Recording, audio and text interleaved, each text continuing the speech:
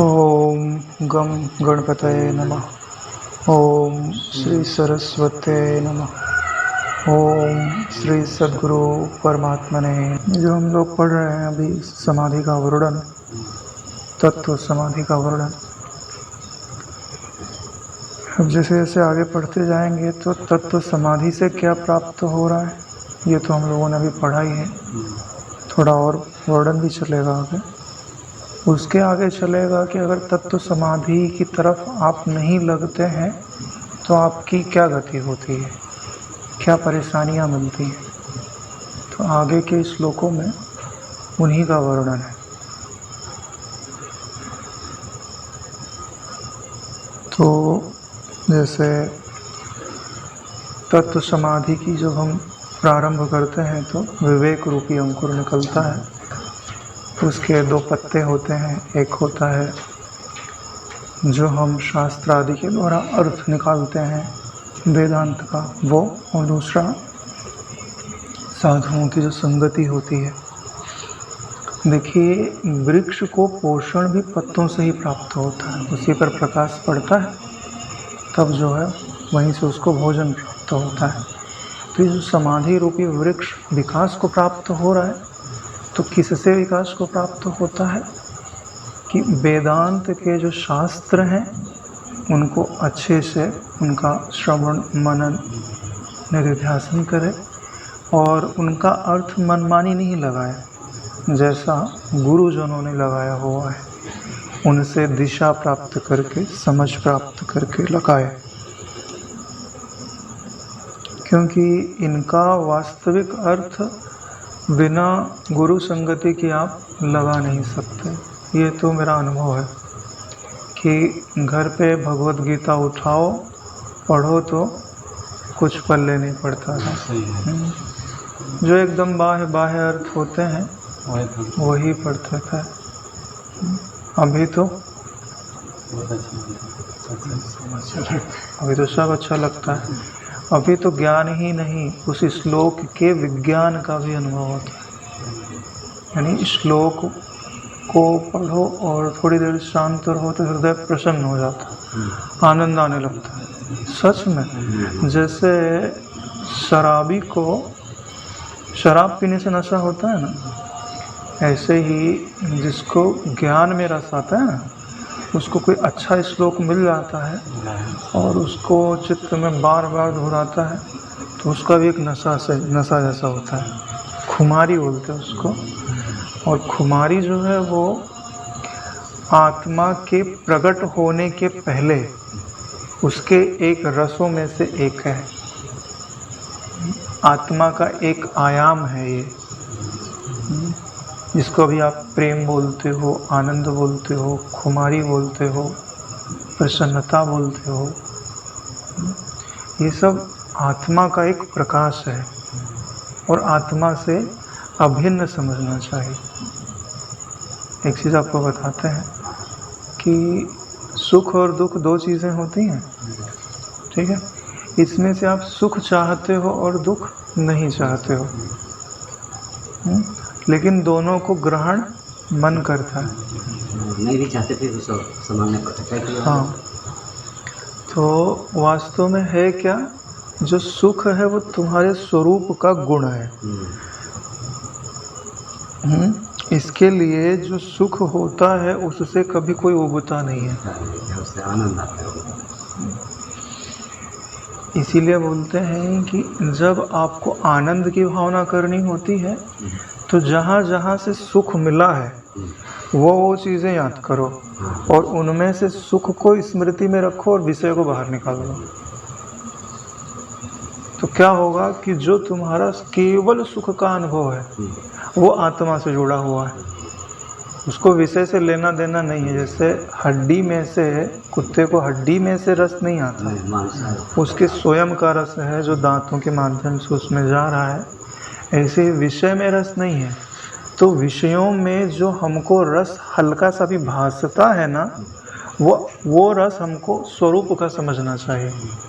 कि जैसे दर्पण में देखते हैं तो दर्पण में प्रतिबिंब ना होते हुए भी दिखता है, ऐसे ही विषयों में जो आनंद या सुख नहीं होते हुए भी दिख रहा है वो मेरा है, दर्पण का कुछ नहीं है उसमें। इसीलिए सुख अपनी आत्मा का गुण है और दुख सुख का अभाव है। दुख नाम की कोई वस्तु नहीं है। सुख नहीं है तो आपको लगता है कि दुख है। जैसे अंधकार नाम की कोई वस्तु नहीं है। किस वस्तु का बना है अंधकार? प्रकाश नहीं है। बस प्रकाश नहीं है, इसी को अंधकार बोलते हैं और कोई परिभाषा नहीं बना सकता।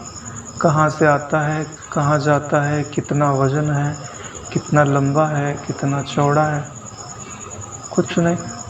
किसी साइंटिस्ट को बोलो बता के बतावे अंधकार का वजन कितना। अच्छा चलो, केमिकल कंपोजिशन क्या है इसका, काहे से बना हुआ है, कुछ। प्रकाश के अभाव की जो अनुभूति है उसी को अंधकार बोलते हैं। ऐसे ही सुख का अभाव है उसी को दुख बोलते हैं। दैवी गुणों का जो अभाव है वही असुरों की संपदा है। दुर्गुण क्या होते हैं? जहाँ गुणों का अभाव हो जाता है तो विपरीत चीज़ें प्रकट हो जाती हैं। नहीं तो आप बोलोगे कि ईश्वर ने दुर्गुण क्यों बनाए? ईश्वर ने दुर्गुण उर्गुण नहीं बनाया हमारा है। जहाँ दैवी गुणों का अभाव हो जाता है वहाँ हमको दुर्गुण प्रतीत होने लगता है। जैसे किसी ने सत्य नहीं बोला तो झूठ बोला, दया नहीं की तो निर्दयता की। दो ही तो ऑप्शन होते हैं, या तो आप उसके प्रति सद्भाव रखते, सद्भाव नहीं रखते हैं तो दुर्भाव अपने आप आ जाता है। तत्वज्ञानी की बात नहीं कर रहा, साधारणतः तत्वज्ञानी तो किनारे खड़ा होगा, वो सद्भाव दुर्भाव से बहुत दूर आ गए।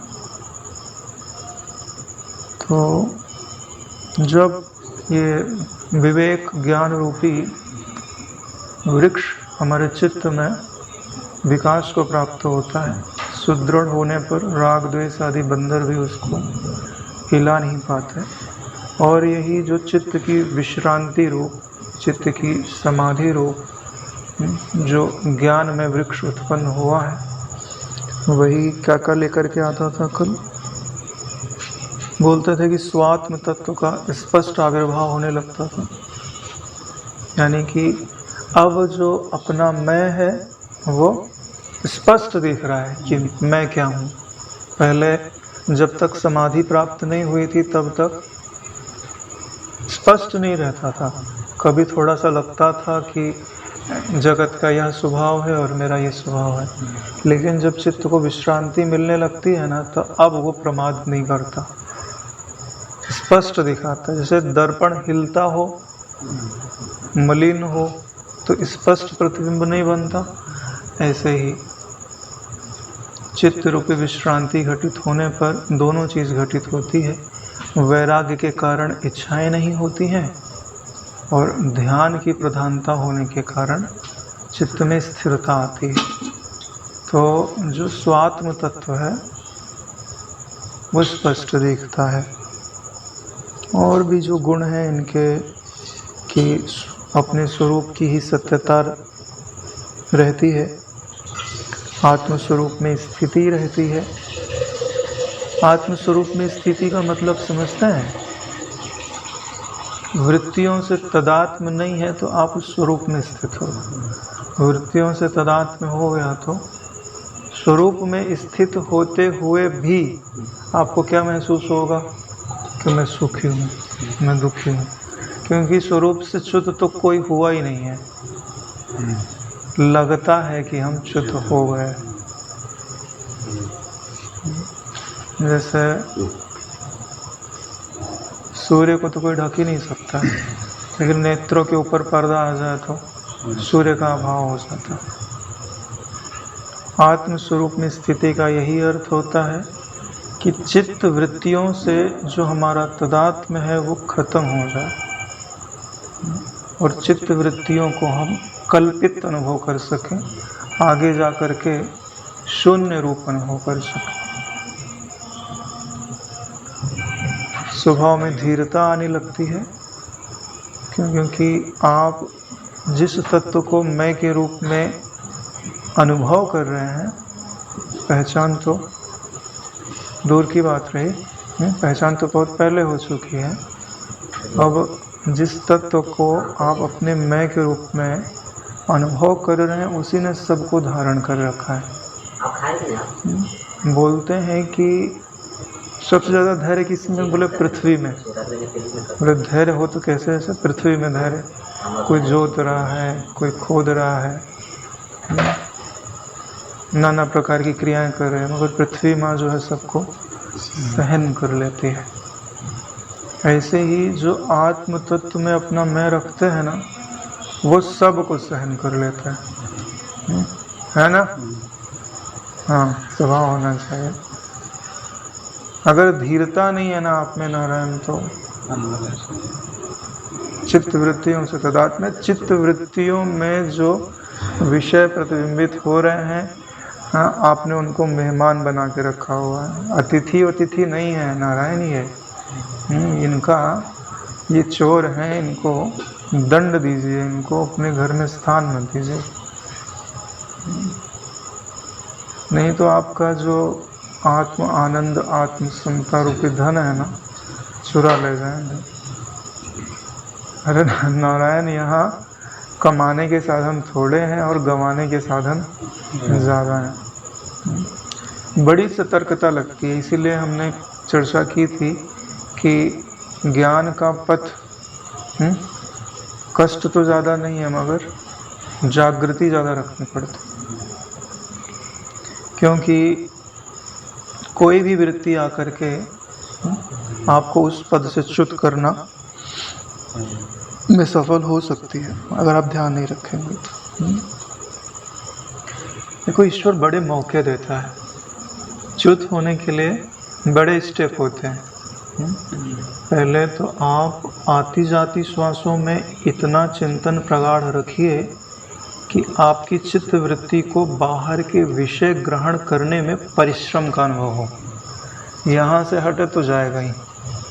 इससे क्या घटित होगा कि मान लो कोई रागाकार वृत्ति आई या द्वेषाकार वृत्ति आई, मित्राकार वृत्ति आई, जो भी वृत्ति आएगी तो पहले वृत्ति पहले शून्य में स्थित है, आती जाती श्वास में है, तो आती जाती श्वास में न राग है न द्वेष है, ठीक है। तो उसको समझ लीजिए कि एक तरह से वो शून्य को ही ग्रहण कर रही है और शून्य को ही छोड़ रही है। अब जब वो विषय को ग्रहण करने के लिए जाएगी तब आपको पता चलेगा कि अब यहाँ से हट गई है, अब वृत्ति दूसरी जगह जा रही है। पहली चेतना आई आपको कि अब कुछ घटने वाला है। अब गई तो वहाँ से गई तो क्या लेके आई। देखो, आप जैसे सतर्क नहीं रहोगे ना तो चोरी हो जाएगी। सतर्कता ही ज्ञान है, जागृति ही ज्ञान है। जो 100% जागृत है ना, उसी को तत्वज्ञानी बोलते हैं। जिसको एक भी वृत्ति ठग ना सके वही ज्ञानी है। अरे श्वास के अगर साधन हो ना, हाँ, वृत्ति को ऐसे जाना ही नहीं चाहता, जाना ही विश्राम प्राप्त होते लगता है। तो वहाँ से लेकर के आई विषय को अब उस विषय के अनुसार आप रिएक्ट करोगे, क्योंकि पहले क्रिया होती है फिर प्रतिक्रिया होती है। तो सबसे पहले आपको यह ज्ञान होता है कि शत्रु ने मुझे गाली दी, उसके बाद आपका चित्त सोचता है कि अब क्या करना है। देखोगे कि बहुत बलवान है, अगर मैंने कुछ बोला तो अभी सिर्फ शब्दों से मिला है, प्रसाद फिर हाथों से भी मिल सकता है। तो आदमी मन के अंदर तो बोलेगा, लेकिन बाहर से नहीं बोलेगा, चुपचाप निकल जाएगा। तो देखो, पहले क्रिया का ज्ञान होता है, फिर आपका ही विवेक निर्धारित करता है कि क्या प्रतिक्रिया करनी है। पहला, जब वृत्ति हटना प्रारंभ हुई तब आपको ज्ञान हुआ, फिर क्रिया का ज्ञान हुआ, और फिर आपकी बुद्धि क्या निर्णय ले रही, क्या बोलना चाहिए, क्या करना चाहिए, वहाँ ज्ञान हुआ। 3 स्टेप है, तीनों पे किसी पे भी समझ जाओ, नहीं गिरोगे। लेकिन इन सब में अगर आपने लापरवाही की तो क्या होगा कि जो पूर्व का अभ्यास है वो प्रबल हो जाएगा।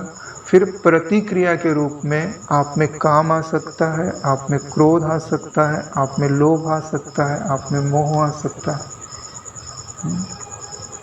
और ये जो प्रतिकार है ना, यही बताता है कि आप में अहंकार है। किसी वृत्ति को आपने ग्रहण किया ना, तो ग्रहण करने वाला है ना, तत्वज्ञानी में कोई ग्रहण करने वाला नहीं होता। जैसे तुम आकाश में पत्थर मारो, आके तुम्हारे ऊपर गिरेगा, आकाश रूप होते है। भगवान बुद्ध की बात मुझे बहुत बढ़िया लगती है। किसी ने 100 गाली दी उनको, जा रहे थे भिक्षा मांगने के लिए। सुना होगा कुप्रचार में जो भी सुनाया, खूब सुनाया, अंत में थक गया और उनके चेहरे पर वही शांति। तो बोले, भंते मैंने इतनी गालियां दी, आपको क्रोध नहीं आता? बोले, अच्छा चलो इस प्रश्न का उत्तर बाद में दूंगा, पहले मेरी एक बात बताओ। बोले, क्या? बोले, आपके यहाँ कोई अतिथि आता है तो आप उनके सम्मान में कुछ तो देते होंगे?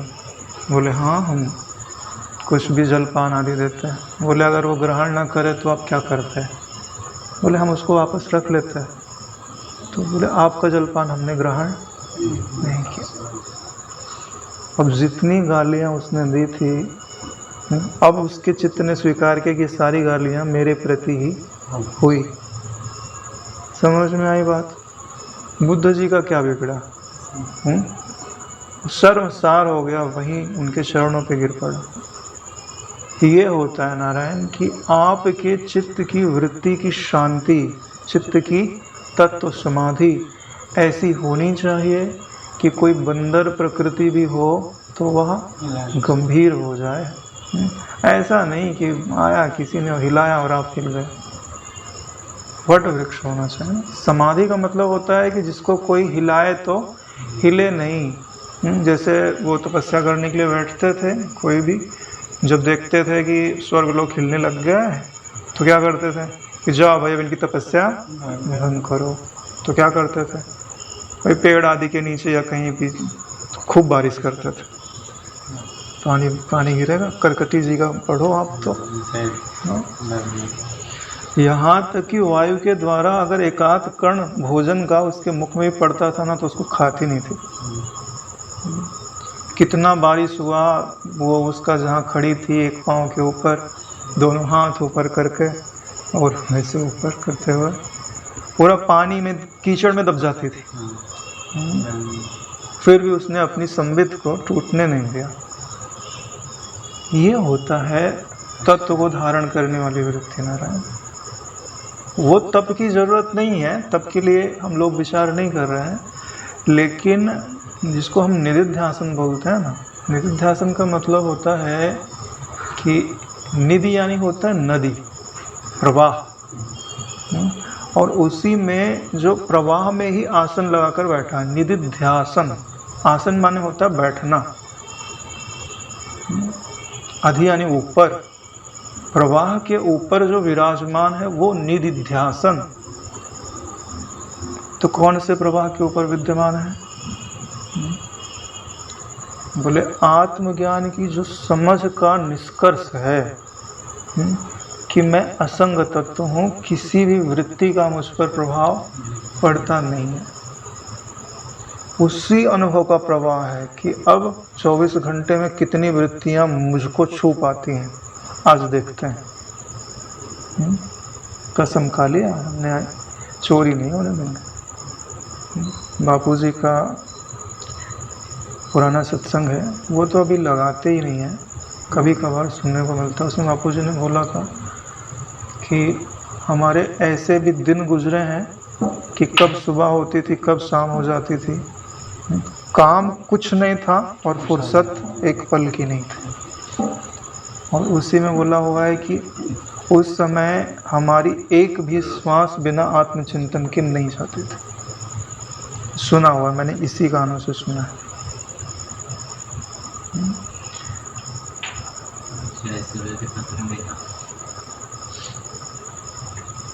तो ये बातें हमको बहुत कुछ सिखाती हैं। जब किसी महापुरुष को नवीन नवीन बोध होता है ना, तो उसके 10-5 साल का जो अनुभव होता है, जब तक लोग संपर्क ज़्यादा नहीं बढ़ा है, वो इतना प्योर होता है ना, और इतना कीमती होता है ना, जिसका कोई वर्णन नहीं है। न रोग की बात, न परिवार की बात, न ये नौकरी धंधे की बात, ना इसकी महिमा ना उसकी महिमा। पहले तो हम तो ये कृष्ण पक्ष की एकादशी में भी भोजन करते थे, खाली चावल नहीं बनता था। दुनिया भर का कर्म कांड, ये करने से ये होता, वो करने से वो, कुछ नहीं। तत्व ज्ञान, तत्व शांति, तत्व विश्रांति। वो जो क्रीम चीज़ें होती हैं ना, वो तो बोलते हैं कि एक सिद्धांत है ईश्वर का। बोले क्या? बोले जितनी कीमती चीज़ होती है उसके लिए उतना ऊंचा पात्र ढूंढा जाता है। और बोलते हैं पात्रता की पहचान क्या है? बोले प्यास है तो पात्र है, प्यास नहीं है तो पात्र नहीं है। और बोले प्यास है तो वो कुछ खुद ही ढूंढ लेगा कहाँ है, खुद ही ढूंढ लेगा कि वो वस्तु कहाँ है।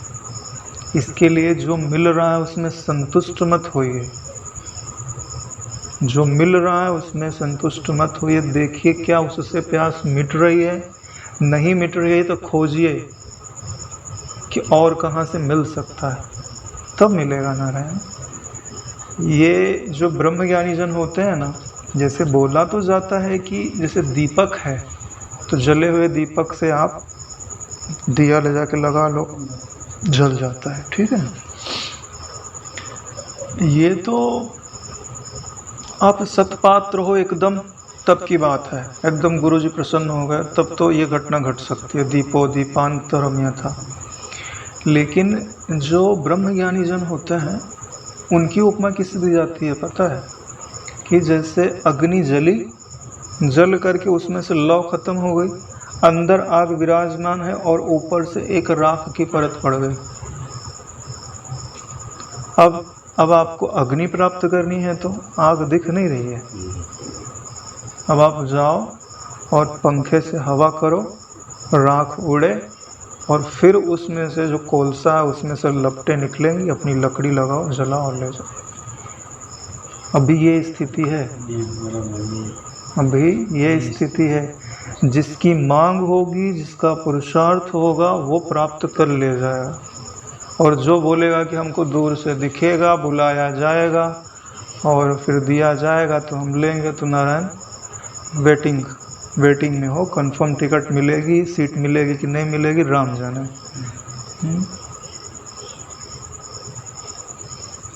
इसका मतलब तो ये हुआ ना कि जैसे कि अपनी पूरा तड़प बढ़े है ना, हाँ, तड़प बढ़े और गुरु जी के सानिध्य में हो, तब उनके अंदर से दया उपजे कि भाई ये पात्र है, तड़प रहा है। जो हवा करने का मतलब होता है वो होता है प्रश्न करना। अपनी प्यास को जब तक तुम व्यक्त नहीं करोगे तब तक कुछ मिलता नहीं है। सच्चाई बोल रहे नारायण। भले सम्मुख जाओ ऐसा नहीं है, कहीं पे भी आपको तड़प होगी कि अब इस तत्व को प्राप्त किए बगैर रहा नहीं जा रहा है, तो वहीं वो प्रकट हो सकता है। उनके लिए देश और काल कोई वस्तु नहीं है नारायण। देश और काल माया का एक इल्यूजन है। जो हमको देश और काल इतना ठोस भासता है ना, ये कोई ठोस वोस चीज नहीं है। एक आयाम क्रॉस कर जाओगे तो आपके लिए देश काल कुछ मायने नहीं रखेंगे। उस दिन हमने बताया था ना, तीसरे आयाम में हो तो आपको देश और काल बड़े ठोस भासते हैं।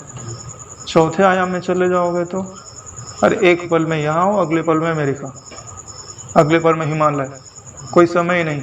बोले गए कैसे तुम? ये बुद्धि समझ ही नहीं पाएगी कि हो कैसे रहा, ऐसा हो कैसे सकता है, इतना किलोमीटर दूर है, जाने में भी तो समय लगा, प्रकाश की गति से जाएगा तो भी तो समय लगेगा, और प्रकाश की गति से जाना तो संभव नहीं है अपने ये भौतिक विज्ञान की दृष्टि से, क्योंकि प्रकाश की गति से किसी को चला दोगे तो वो पदार्थ ही नहीं बचेगा, ऊर्जा बन जाएगा, जल जाएगा, मतलब खत्म कहानी, राख हो गया। आगे बढ़ते हैं। हाँ, तो ये बात जो निकली थी कि ये जो तत्व समाधि घटित हो रही है उसके द्वारा जो जो गुण विकास को प्राप्त होते हैं वो हम फिर से दोहरा रहे थे, क्योंकि इन गुणों को अगर हम रखेंगे कि ये विकसित हो रही हैं, अगर इनको विकसित होता हुआ देखोगे तो विकास को प्राप्त होंगी, सीधा सा गणित है। अगर इनको विकसित होता हुआ नहीं देखोगे तो विकास को प्राप्त नहीं होंगी। क्योंकि हमारे मन की एक आदत है क्या, कि उसको जो लगता है कि हाँ ये हो रहा है, वही स्वीकृति देता है कि ये हो रहा है। सही है।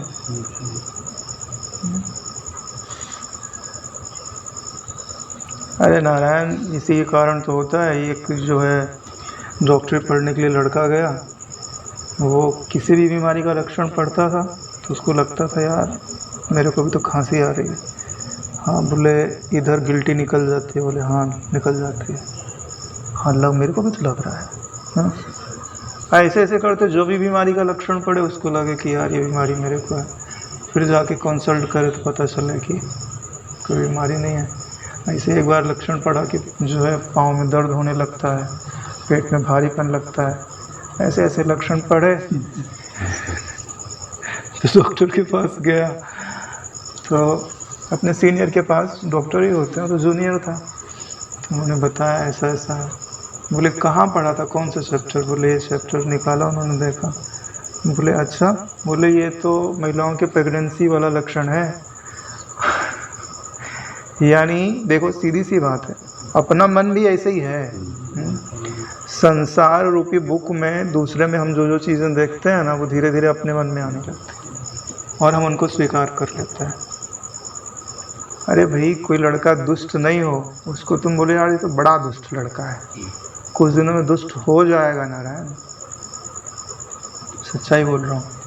कि कोई लड़का पढ़ने में कमज़ोर हो, अगर आप उसको बार बार बोलते हो कि नहीं यार तो पढ़ने में सबसे तेज़ है, थोड़ा ध्यान रखो, थोड़ी करो, तो उसके अंदर एक बार अगर स्वीकार कर लिया कि मैं सबसे तेज़ हूँ, तो नहीं पछाड़ नहीं सकता कुछ। ये मेरा जीवन है। ये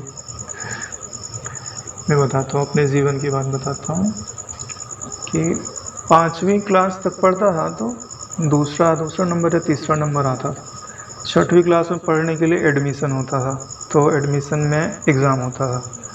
तो एग्ज़ाम हुआ, बहुत सारे लड़के थे, तो पता नहीं कैसे एंट्रेंस एग्ज़ाम में मैंने टॉप किया। जब मैंने टॉप किया तो मुझे लगा कि यार सबसे अच्छा मैं हो सकता हूँ। उसके बाद से जब ये बात मेरे मन के अंदर बैठ गई कि अब मुझे कोई पीछे नहीं कर सकता, उसके बाद से मैंने टॉप करना चालू किया। वही बात यहाँ पे है, क्योंकि पहले कुछ पता ही नहीं था कि क्या होता है।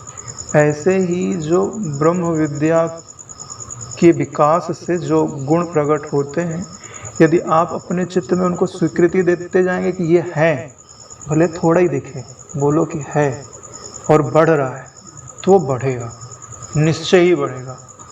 करके देखो। क्योंकि ये पूरा जगत मनोमय है और मन ने जिसको स्वीकार कर लिया कोई नहीं मिटा सकता। नारायण, ब्रह्मा जी भी नहीं मिटा सकता, लिखा हुआ है अपने योग वशिष्ठ में। वो जो 10 पुत्रों ने अपना अपना ब्रह्मांड रचा, तो सूर्यदेव बोलते हैं कि संहार कर दीजिए इनका, ब्रह्मा जी को। भाई 10 इन्होंने रचे, आप भी रचोगे तो 11 हो जाएगा। रहना तो एक ही सृष्टि चाहिए नियम के हिसाब से। तो ब्रह्मा जी ने क्या कहा, बोले जो इनकी सृष्टि है इनके चित्त के अंदर स्थित है। कोई पुरुष चाहे तो अपने निश्चय का त्याग स्वयं ही कर सकता है, दूसरा उसके निश्चय का त्याग नहीं कर सकता। इसके लिए आपके मन ने जो स्वीकार कर लिया वो आप ही बदल सकते हो। आप मानते हो ना कि सृष्टि मनोमय है, तो अगर आपके मन में समता स्थित हो गई, आपने स्वीकार कर लिया कि मैं सम हूँ, तो वो भी तो घटित होने लगेगा। आपको दिखता वही है जो आपका मन आपको दिखाता है। ठीक है, अब एक काम करिए, उपासना का एक अंग स्वीकार कर लिए। उपासना में एक अंग क्या होता है कि मन जैसा दिखाएगा वैसा नहीं देखना है, जैसा मैं चाहूँ वैसा मन तो दिखा, ये तो करना ही पड़ेगा। मन जैसा दिखाता है वैसे तो सभी देख रहा है। भक्ति वृत्ति में हम बोलते हैं कि मन तो विषयाकार वृत्ति बद बना, इष्टाकार वृत्ति बना। तो हमने बोला ना कि हमारे अनुसार बने। ज्ञान में क्या होता है कि जो भी वृत्तियाँ बनती हैं हम बोलते हैं कि हे मन, अब तो इनमें ये वृत्तियाँ जिस अधिष्ठान में दिख रही हैं उस अधिष्ठान को देख, विषयों को मत देख। जिस ज्ञान में ये सब प्रतिबिंबित है उस ज्ञान को देख, उस अचल ज्ञान को देख। बोला ना, तब तो दिखेगा।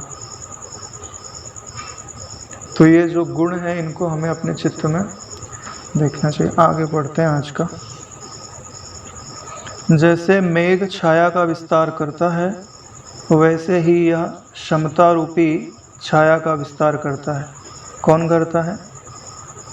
यह जो ज्ञान रूपी वृक्ष बड़ा हो गया है, वृद्धि को प्राप्त हो गया है, समाधि की ओर जा रहा है, वो भी जैसे मेघ होते हैं तो छाया कर देते हैं गर्मी में, ठीक वैसे ही यह जो चित्त में समाधि रूप ज्ञान रूप वृक्ष उत्पन्न हुआ है, यह समता रूपी छाया करता है। एक होती है समता, एक होती है क्षमता। यहाँ पे शम किसको बोलते हैं? शम यानी शांत हो जाना, सम यानी इक्वल हो जाना। यहाँ शम है, शम का अर्थ होता है जैसे मन शांत हो गया तो सारे विषय शांत हो गए, और विषयों में प्रतिबिंबित जो भी पाप ताप थे सब शांत हो गए। तो आपको शांति का, शीतलता का अनुभव कराता है यह ज्ञान रूपी वृक्ष। शम भी चित्त को ऐसे स्थिरता प्रदान करता है, उस स्थिरता को ऐसे बढ़ाता है जैसे पूर्वी हवा बादल को बढ़ाती है। यानी आपके चित्त को स्थिरता भी यही ज्ञान रूपी जो वृक्ष आपके चित्त में उत्पन्न हुआ है वही इसको स्थिरता भी दे रहा है। पूर्व में क्या है? बंगाल की खाड़ी। बंगाल की खाड़ी से जब हवा चलती है तो उसके अंदर नमी होती है, तो वही बादलों को पुष्ट करती है।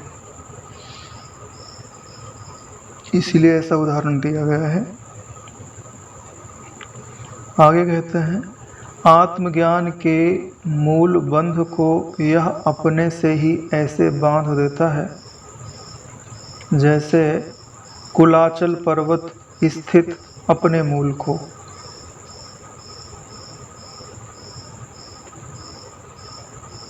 जैसे पर्वत होता है तो पर्वत तो अचल होता है, तो उसका मूल जैसे अचलता को धारण किए हुए है, ऐसे ही यह जो ज्ञान रूपी वृक्ष है, ध्यान रूपी वृक्ष है, समाधि रूपी वृक्ष है, यह आत्मज्ञान को अपने भीतर वैसे ही बांधे रखता है। और इसको एक दृष्टांत से और समझ सकते हैं कि जैसे गांव में पहले छप्पर लगाते होते ना, तो उसके लिए थून लगाते थे, जिसके ऊपर जैसे अभी ये लगा हुआ है ना, खम्भा लगाते। तो खम्भे को पहले खोद के गड्ढा, उसके अंदर पत्थर से कूट के पहले अच्छी तरह से गाड़ा जाता है, फिर हिलाया जाता है। जब तक वो स्थिर नहीं हो जाता है तब तक उसको स्थिर किया जाता है। तो ऐसे ही ज्ञान रूपी खंभे को आपके चित्त में स्थिर कौन करता है कि गाड़ा, फिर हिलाया, हिल रहा है तो फिर 2 पत्थर लगाया, उसको स्थिर किया। तो बोले ज्ञान को आपके चित्त में तत्व से प्राप्त समाधि रूपी वृक्ष ही स्थिर करता है। अगर आप तत्व का विचार करते हुए, चित्त से अपना पीछा छुड़ाते हुए निसंकल्प अवस्था में समय नहीं देते हैं तो आपकी जो ज्ञान रूपी खंभा है वो हिलता ही रहेगा। उसके ऊपर छप्पर रखोगे तो वो गिर जाएगी। इसके लिए थोड़ा लगाया, फिर प्रकृति तो अपने आप हिलाती है, उसको आपको हिला के देखने की ज़रूरत नहीं है। सेवा करोगे तो कोई ना कोई आके हिलाएगा ज़रूर।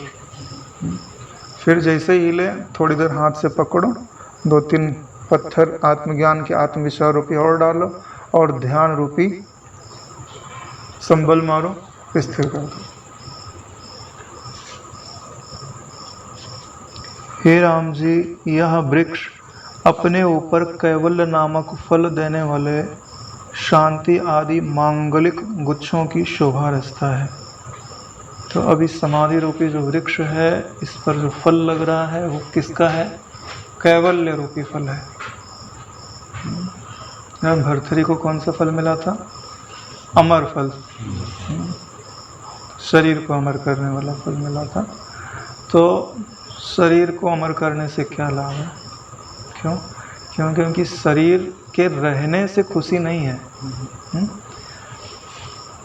मन रूपी शरीर के रहने से खुशी नहीं है।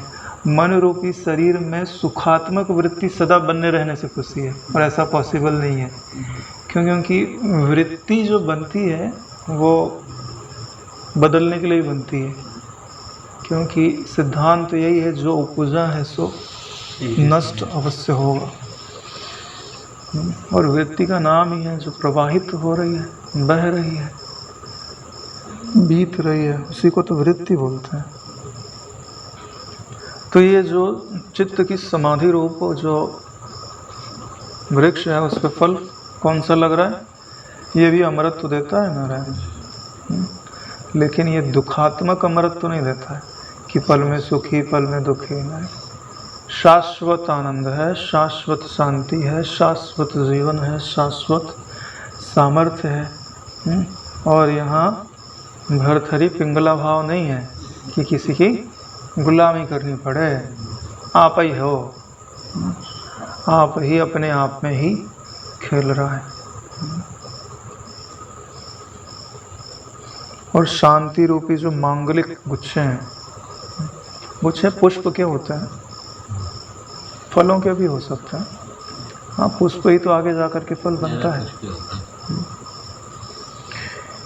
पुरुष के दृश्य रूपी जंगल में छाया के वितान से वेष्टित इस विवेक रूपी कल्प वृक्ष के दिन दिन बढ़ने पर, हे रामचंद्र जी, चित्त रूपी भूमि के आध्यात्मिक, आधिभौतिक और आधिदैविक तापों का हरण करने वाली उल्लसित हो रही बुद्धि रूपी लता से तुषार गर्भ के समान एक सुंदर शीतलता प्रवृत्त होती है। देखो, चित्त रूपी भूमि में 3 ताप रहते हैं, आध्यात्मिक, आधिभौतिक और आधिदैविक। परिचय है आपको उन तापों से? आध्यात्मिक ताप तो है कि नहीं है? अरे भाई, जो मन में घटित होते हैं ताप, उनको आध्यात्मिक ताप बोलते हैं। राग है, द्वेष है, अभिमान भी दुखी रहता है, ये भी ताप ही है। तो आदि भौतिक ताप, देखो ताप वास्तव में एक ही होता है, ठीक है। कारण होने के कारण, कारण के अलगाव से उनको अलग अलग कहा जाता है। तो जब कारण बाहर का जगत है तो आदि भौतिक हो गया, भौतिक जगत का कारण हो गया। अरे भाई, बाहर किसी ने पत्थर मार दिया, थप्पड़ मार दिया, दुर्वचन बोल दिए, व्यापार में नुकसान हो गया, धन आदि नहीं है, दरिद्रता है, ये सब कौन सा दुख हुआ? आदि भौतिक, ठीक है। बाढ़ आ गई, भूकंप हो गया, इसको क्या बोलते हैं? आधिदैविक ताप। आध्यात्मिक ताप यानी बाहर कोई परेशानी नहीं है, बैठे बैठे खुद ही सोच रहे और खुद ही दुखी हो रहे।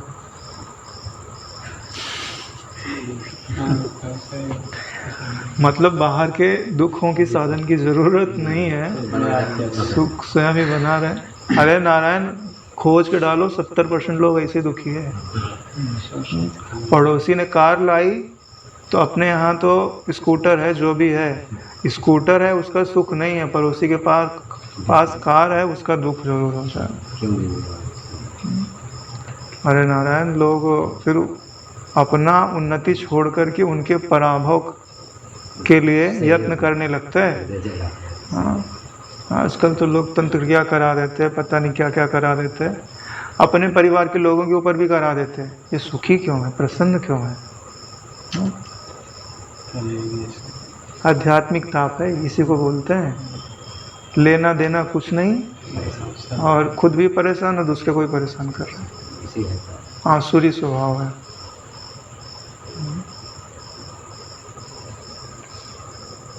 तो बोलते हैं ये जो तीनों ताप है, ताप का मतलब समझ लो कि जैसे सूरज बहुत गर्मी कर रहा है तो अब छाया चाहिए तो ताप निवृत्त हो जावे।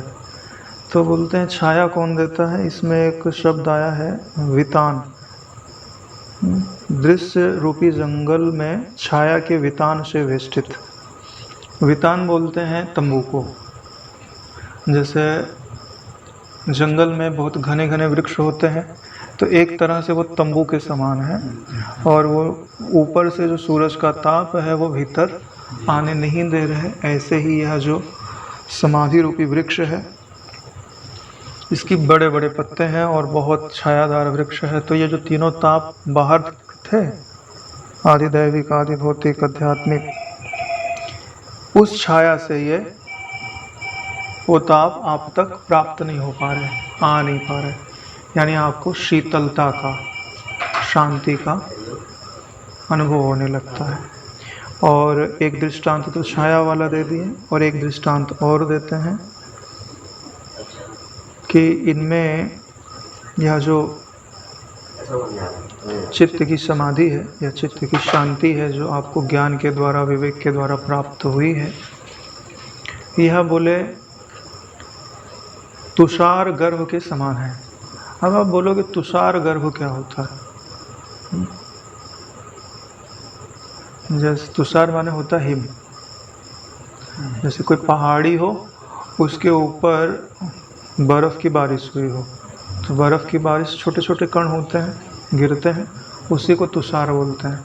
तुषार गर्भ यानी जब पहाड़ी पे भली भांति बर्फ़ गिर गई और पूरी पहाड़ी जो है उस बर्फ़ से ढक गई, तो अब वो एकदम शीतल हो गई। अब उसको छू करके जो भी हवा चलेगी उसमें मस्त शीतलता रहेगी। जहाँ जाएगी, जिधर से गुजरेगी, उस प्रदेश को शीतल कर देगी। तो जिस चित्त में यह तत्व समाधि घटित होती है, उसकी बुद्धि तुषार गर्भ हो जाती है। यानी अब वो शीतलता का भंडार हो गई। अब उस बुद्धि से छू करके जो भी हवा निकलेगी, जो भी वृत्ति बनेगी, वो जहाँ जाएगी वहाँ शांति, शीतलता। अरे उसका चित्त तो शीतल हो ही गया, आसपास जहाँ बैठेगा उनके भी चित्त से शांति, ताप भिदा होने लगेंगे, शांति आने लगेगी, शीतलता आने लगेगी। अरे भाई, आप संतों के दर्शन करने इतनी दूर दूर तक से क्यों जाता है? पूरा जीवन उनके चरणों में क्यों बिताने को राजी हो जाता है? क्योंकि उनकी शीतलता है ना।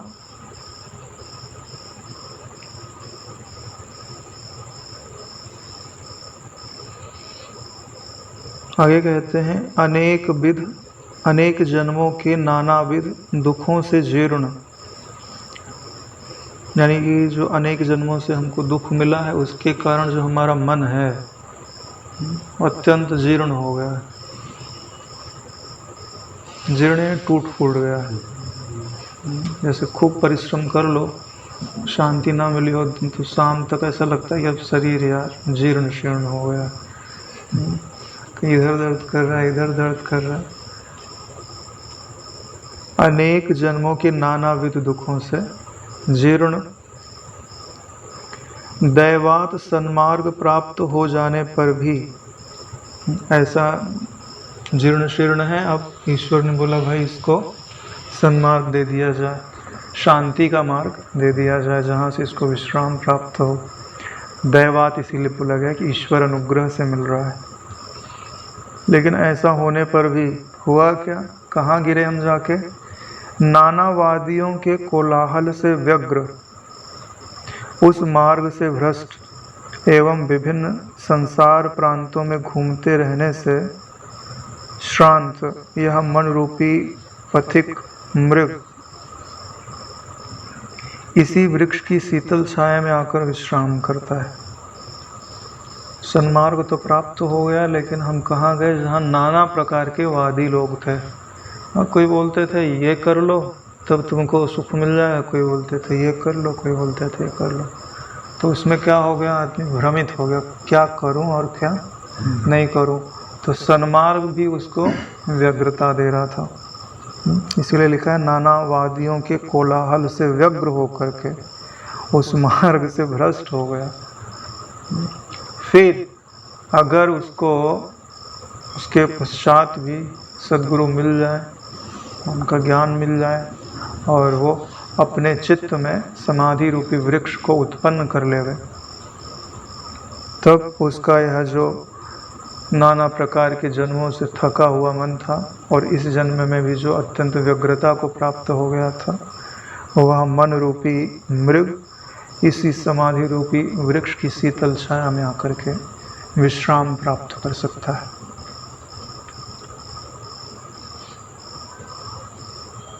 आगे कहते हैं, एकमात्र सत्ता ही जिसकी आत्मा है, एकमात्र सत्ता ही जिसकी आत्मा है। एक चीज़ आपको बताते हैं कि जैसे गुरु जी का जो तात्विक सत्संग है, जब आप सुनते हैं ना, तो गुरु जी एक वाक्य बोले तो उसके पीछे बोलो। जब तक बोलोगे नहीं तब तक मज़ा नहीं आएगा। तब आपको लगेगा कि आज नवीन ज्ञान का अर्थ कैसे प्रकट होगा। सुनो नहीं, हमारे को भी दोहराओ, क्योंकि पहले जो हमारा वेदों का पठन पाठन होता था वो ऐसे ही होता था। लिखा तो होता ही नहीं था, तो श्लोक पक्का कराया जाता था। तो पक्का कैसे होता था, एक श्लोक बोल दिए, बोलते हैं हम आ रहे हैं, पक्का कर लो। तो उसमें से जो एकाध श्रेष्ठ गुरु भाई होता था जिसको श्लोक पक्का रहता था वो रहता था, बाकी सब दोहराना चालू करते थे। तो हाँ, तो उस समय जिसका परम सौभाग्य रहा होगा तो वो उस समय मिलता है। हम लोग तो बहुत लेट आए, खिचड़ी खत्म होने वाली थी। तो पहले में से तो थोड़ा आ गया था, कृष्ण भाई थे उसमें। जनक जी जैसा हाल हो गया कि लास्ट में जो है खुरचन मिली और वो भी लेके चले तो चील ने झपट्टा मारा और खिचड़ी जो है तो गिर गई, हाथ में जख्म हो गया 100 लग। चील अपना अहंकार ही है कि भाई गुरु जी का उतना सानिध्य नहीं मिला, जो भी मिला थोड़ा बहुत, अब उससे भी थोड़ा बहुत पेट तो भर ही सकता था, लेकिन अहंकार की कामनाओं की चील ने आया और आत्मज्ञान का रस तो कहीं गया, शरीर और मन घायल हो गए 100 लग। एकमात्र सत्ता ही जिसकी आत्मा यानी मैं है। सत्ता यानी सतचिन्ह आनंद में से जो पहला है, सत्ता यानी होना। अच्छा बताओ, क्या 2 सत्ताएं हो सकती हैं? सत्ताएं कभी 2 नहीं हो सकती। क्यों? क्योंकि जैसे ही आप बोलोगे कि 2 सत्ताएं हैं, एक सत्ता इधर एक सत्ता इधर, है ना, तो बीच में तो कुछ गैप होगा, तभी तो अलगाव होगा। तो बीच में क्या है? तीसरी सत्ता। तब आपको पता चलेगा कि एक तीसरी सत्ता है जिसने इन दोनों को स्थान दिया है। 2 के पीछे तो एक होगा अनिवार्य, क्योंकि ये आपका अनुभव है। आप बुद्धि से विचार करके देखोगे तो पाओगे कि सत्ता कभी 2 नहीं हो सकती है, ज्ञान कभी 2 नहीं हो सकता है। आगे जाकर के जब तत्वबोध होता है तब आपको अनुभव में आता है कि आनंद भी कभी 2 नहीं हो सकता है। और आनंद ऐसा नहीं होता है कि आता और जाता है, और आनंद ऐसा भी नहीं होता है कि अभी कम है फिर ज़्यादा होगा।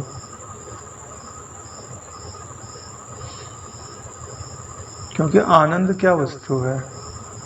आनंद स्वयं आता है। हाँ, वो आता जाता स्वयं प्रकाश का नहीं है, पर प्रकाश है। जब आपके मैं में आनंद है तो अपने मैं के जो लक्षण है वो आनंद में भी होंगे।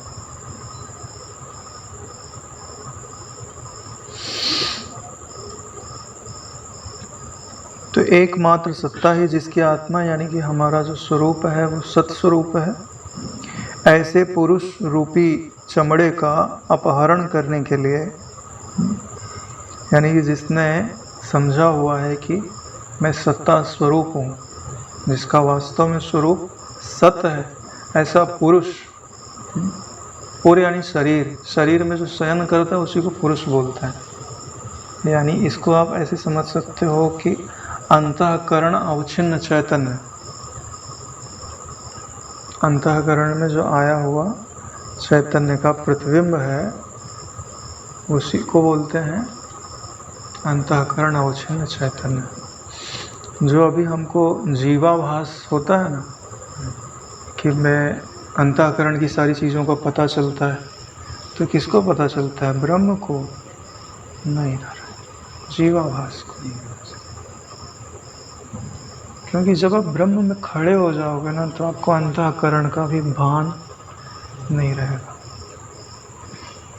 अरे अगर आप मानते हो कि अंतःकरण, सारे अंतःकरणों को ब्रह्म देख रहा है, तो कितने अंतःकरण हैं इसकी कोई कल्पना है? कोई कल्पना नहीं है। तो अगर आप ब्रह्म हुए और सारे अंतःकरण आपको एक साथ भासने लग गए तो क्या होगा? पागल हो जाएगा, पागल हो जाएगा आदमी ना।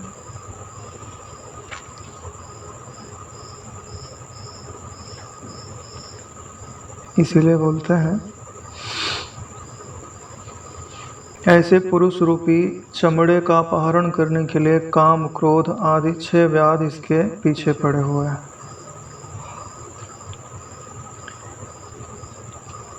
यानी आपको मार डालने के लिए। चमड़े का मतलब, अरे भाई किसी का चमड़ा कब निकलता है? जब उसको मार डाला जाता है, नहीं? हाँ, तो 6 व्याध, वही जो 6 विकार, काम, क्रोध, लोभ, मोह, मद, मत्सर, ये जो 6 विकार हैं ये आपको मार डालना चाहते हैं। हमको लगता है कि हमारे मित्र हैं, बढ़िया से स्वागत करते हैं, हे काम वृत्ति तू आशा, हे क्रोध वृत्ति, गुणों का अभिमान करते हैं। हमको पता नहीं है कि हमने जिसको मित्र समझ के बुलाया है वो हमको हमारा वध करने के लिए आया हुआ है। व्याध, व्याध किसको बोलते हैं? जो वध कर दे।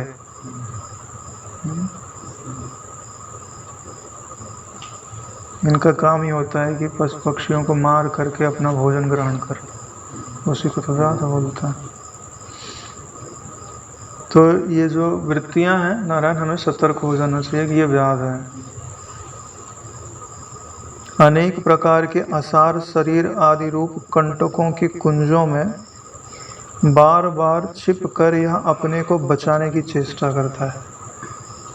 यानी जो ये पुरुष है जिसने शरीर भाव को स्वीकार कर लिया, उसी को तो पुरुष बोलते हैं। तो अब ये व्याध पीछे पड़े तो क्या किया बचने के लिए? जो झाड़ियाँ थी उनके पीछे छिप गया। तो झाड़ियाँ थी कांटों वाली, अब कांटों वाली झाड़ियों के पीछे छिपेगा तो क्या होगा? कांटे चुभेंगे।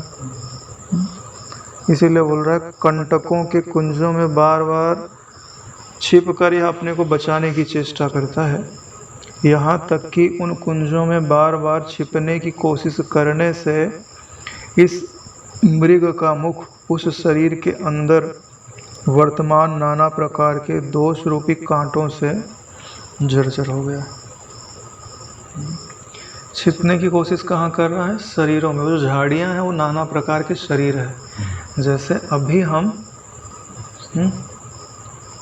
ये जो दुख देने वाले व्याध थे इनसे भाग करके शरीर के अंदर छिप गए और सोचे कि यहाँ हमारा बचाव हो जाएगा, लेकिन यहाँ बचाव नहीं हुआ। ये झाड़ियाँ कांटों वाली थी, तो इस शरीर के अंदर आकर के कोई सुख थोड़ी मिल रहा है, बच थोड़ी न जा रहा है काम, क्रोध, लोभ, मोह आदि से। वो व्याध भी मारेगा और ये कांटे जो इसमें लगे हुए हैं ना ये भी मारेंगे। कांटों से जर्जर हो रहा है। वासना रूपी पवन से प्रेरित संसार रूपी जंगल में दौड़ रहा यह मृग अहमता रूपी मृग तृष्णा की ओर सदा दौड़ते रहने से अंतःकरण के तृष्णा रूपी विष के दाह से अत्यंत व्याकुल हो गया है। देखो अब ये खाली वही पीछे नहीं पड़े थे, ये तृष्णा रूपी विष किसी को पिला दिया जाए, किसी को विष पिला दिया जाए तो प्यास बहुत लगती है। जहर पिला देते हैं ना तो शरीर में वो दाह उत्पन्न करता है, तो उसको प्यास लगती है कि मुझे पानी पिला दिया जाए। तो जो मृग है अपना मन रूपी मृग है, अब उसने विष का कर लिया पान, विषय रूपी विष का पान कर लिया। अब उसको फिर से विषयों को अगर पान कर लिया तो ये प्यास को बुझाते नहीं, प्यास को बढ़ा देता है। तो अब उसको लगी बराबर प्यास, तो भागा किधर, जहाँ जल नहीं था, मृग तृष्णा की ओर भागा। तो इस विष के कारण और संसार रूपी जंगल में जो दौड़ रहा है, जहाँ जल नहीं है, जल की केवल प्रतीति है, उस ओर दौड़ने के कारण यह जो मृग, मन रूपी मृग है, ये अत्यंत व्याकुल हो गया। तो इसको पढ़ते हुए जब मन में ये घटित हुआ था, उस समय को याद करना चाहिए कि हमारा मन भी ऐसे ही विषयों की ओर दौड़ता था। विषय रूपी विष से वो अग्नि जैसे ताप का अनुभव करता था और उसको व्याकुलता का अनुभव होता था। तो जब ऐसा देखेंगे तब तो चित्त की समाधि रूपी वृक्ष की छाया में जाने का मन करेगा। जिसको ताप का अनुभव नहीं है ना, उसको छाया का भी अनुभव नहीं होता। जैसे बहुत सारे जो होते हैं कीड़े होते हैं, वो रेत के नीचे ही होते हैं। रेत को खोदोगे ना नीचे तो उनको वहाँ पे भी कीड़े मकोड़े मिलते हैं, तो उनको वहीं सेट हो गया, वो थोड़ी ना छाया में जाने का यत्न करते हैं। यह मन रूपी मृग अनेक प्रकार के भोगों में आदर रखने वाला है, थोड़े में कभी संतुष्ट नहीं रहता। यानी इसको बहुत खाना चाहिए, बहुत भोग चाहिए तब ये संतुष्ट होता है, थोड़े में इसका काम नहीं चलता। यही कारण है कि चाहे कितनी ही दूर क्यों न हो, लेकिन वहाँ भी उपजे हुए हरे हरे तृण रूपी विषयों में बराबर दौड़ते रहने से इसका शरीर बिल्कुल जर्जर हो गया है। थोड़े में तो गुजारा है नहीं, तो जहाँ जहाँ देखता है वहाँ वहाँ दौड़ता है, और दौड़ते दौड़ते रहने से इसकी हालत खराब है। यह तो पुत्र पौत्र आदिकों के रात दिन परिपालन की चिंता में ही व्यस्त रहने के कारण आदि भौतिक, आदि दैविक, आध्यात्मिक तीन तरह के तापों से अनर्थ रूपी गड्ढों में गिरा जा रहा है। परिवार की चिंता के कारण अपना ताप तो अपना ही ताप था, दूसरे का ताप भी स्वीकार कर लिया। बढ़ते जाएंगे। हे नारायण, इसके लिए महापुरुष लोग बोलते हैं कि विवेक करने में भी अपने शरीर तक विवेक आने में भी बहुत समय लग जाता है। क्योंकि आपको अपने शरीर से ज़्यादा आपके जो संबंधी हैं उनके शरीर की ज़्यादा चिंता होती है, और ये माया है नारायण। क्योंकि पालन करने का जो ठेका लेके रखा है वो विष्णु भगवान ने लेके रखा है, आप केवल निमित्त मात्र हैं। तो शरीर से पालन करने के लिए जो कर्तव्य है वो करिए, लेकिन मन से मत करिए। क्योंकि इसकी तो ड्यूटी भगवान ने ले रखी है। इसके लिए अपने उसमें क्या दृष्टांत देते हैं कि जैसे कोई रेलगाड़ी में बैठ जावे और फिर बोले कि ये वज़न रेलगाड़ी पे ज़्यादा हो जाएगा तो अपने सिर पे उठा के रख ले, है ना। अरे नारायण, जो जितना ज़्यादा निश्चिंत है ना, उसके कार्य उतनी जल्दी सिद्ध होता है। अरे भगवान राम जी, तत्वज्ञानी महापुरुष वशिष्ठ जी, उदाहरण बापू जी का उदाहरण देखो। धन की कमी है क्या? न धन की कमी, न यश की कमी, किसी चीज़ की कमी नहीं। कारण कोई चिंता ही नहीं है, निश्चिंत। जो ईश्वर की ओर, ईश्वर के ऊपर सौंप दे, उसका कार्य बिगड़ते नहीं देखा जाता। सच्चाई है नारायण। राम तीर्थ जी ने बोला, उनकी पत्नी बोली चलो हम भी चलते हैं तुम्हारे साथ, कुछ रखना मत, हाँ कुछ नहीं रखोगे तो ईश्वर व्यवस्था करेगा। बैठे सुबह से शाम तक कुछ आया नहीं। बोले तुमने जरूर कुछ रखा होगा। बोले हाँ अंगूठी रखी है। बोले फेंक दे। अब उसे फेंका ही नहीं जा रहा है। बोले जा तेरे बस का नहीं है। कितनी घटनाएं हैं रामतीर्थ जी के जीवन में। एक बार तो जो भोजन कराता था वो बोलता था कि उसके मन में आ गया मैं भोजन नहीं कराऊंगा, तुमको कहाँ मिलेगा, पहाड़ी पे कौन आएगा जहाँ बैठे हैं। अगले दिन वो लेट लेके जाने वाला था। गया तो देखा तो बोले महाराज जी भोजन कर लीजिए, लेट लेके आया था। तो उन्होंने बोला नहीं आज भूख नहीं है, तृप्ति हो गई। बोले क्या हुआ। बोले एक आई थी ग्वाला निधर, उसने मानता मान के रखी थी कि हमारा जो बछड़ा होगा तो हम पहला दूध किसी संत महापुरुष को पिलाएंगे। वो उसका दूध हुआ, उसने पता नहीं कहाँ से मुझे देखा और लेकर के आई और पिलाया मुझे, जबकि उस स्थान पर कोई आता जाता नहीं था। सच्चाई यही है नारायण। जब आप निश्चिंत होते हो तो पूरी प्रकृति आपको सहयोग करने के लिए, आपको पता भी नहीं चलेगा कि रास्ते कैसे खुल रहे हैं, क्योंकि ईश्वर आश्रय से बड़ा कोई आश्रय नहीं।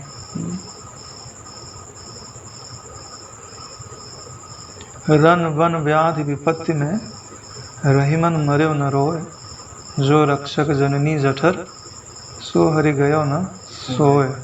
बढ़िया लगता है मुझे कि जिसका एक आश्रय ईश्वर होना नारायण, बड़ी बड़ी विपत्तियों में सहारा मिल जाता है। अभी हम लोगों की सांसें चल रही हैं ना तो ईश्वर है। श्वास चलाने के लिए आप क्या यत्न करते हो। आपके कदम तत्वज्ञान की ओर चल रहे हैं तो इसका मतलब है कि ईश्वर है। नहीं तो इतने कठिन विषय की ओर किसकी रुचि होती है। आज की बुद्धि में इतना बल नहीं है नारायण कि वो मृत्यु के उपरांत जो होता है उसको देख सके। लोग अभी के विषयों में अंधे हो जाते हैं, उनको कल के परिणाम की चिंता नहीं होती है। भाई तत्वज्ञान की ओर कौन उन्मुख होता है, जिसको मृत्योपरांत गति में विश्वास है वही तो उन्मुख होता है। सच्चाई। तो यह जो मन रूपी मृग है ये इन तीनों तापों से तपा जा रहा है। आगे कहते हैं कि संपत्ति रूपी लताओं में पैर फंस जाने से जब यह उठकर भागना चाहता है तो पुनः लड़खड़ाकर गिर पड़ता है। यानी जिसको हम संपत्ति मान रहे हैं ना, वो संपत्ति नहीं है, वो हमारे पाँव की जंजीर है। जब आप सोचोगे कि व्याध आ रहा है, दुख रूपी व्याध आ रहा है, अब हम भाग जाएं यहाँ से तो पाँव फंस जाएगा और आप किस्सा होगा। इसी को मोह बोलते हैं।